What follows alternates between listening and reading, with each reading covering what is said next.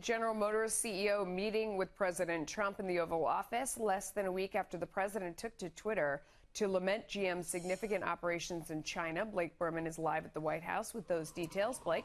Every now and again, Melissa, the president takes to Twitter to give his opinion on General Motors. And today he got to sit down face-to-face here at the White House inside the Oval Office to speak with the chief executive, Mary Barra, this afternoon. The White House not providing a readout as to what those two talked about, citing private conversations, though there are a host of issues right now involving the automaker. Among them, negotiating a new contract with the UAW and the closure of plants. They also stand as an interested party to the president's trade war with China and the battle over fuel efficiency standards for vehicles. You're looking at video here of Barra as she left the White House this afternoon. A very short comment from her as she faced the cameras after meeting with the president. Listen. What did you hear from the president today? We had a productive and valuable meeting. Thank you.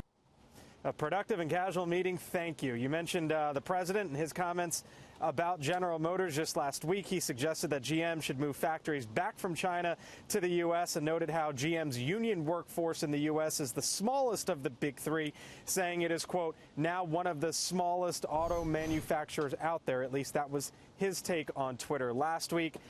Got to imagine, Melissa, they touched on several of those topics in the Oval earlier today. No doubt, Blake. Yeah. Thank you.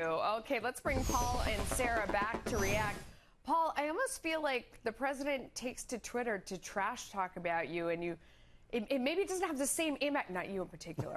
Me? I haven't seen that yet, but I mean about one. Right. And perhaps it doesn't have the same impact that it did before. I mean, I don't know that people still panic. He's kind of trashing someone new every day. You going, all right, what's he upset about? Let's go talk. That's sort of what she looked like. I don't know. What's your take? I think you're right to a certain extent. I mean, it's been watered down a little bit and people kind of gotten used to it. But I think Sarah touched on it in her earlier comments. I've been referring to the world as a vortex of volatility for several years now. And the volatility around the world is not just limited to the economy, economic events, or even geopolitical. Things such as climate change, things such as Hurricane Dorian. These are things that all have an impact and create tremendous volatility in the markets. Trump's Twitter feed is just another one of those items in the vortex of volatility, as far as I'm concerned.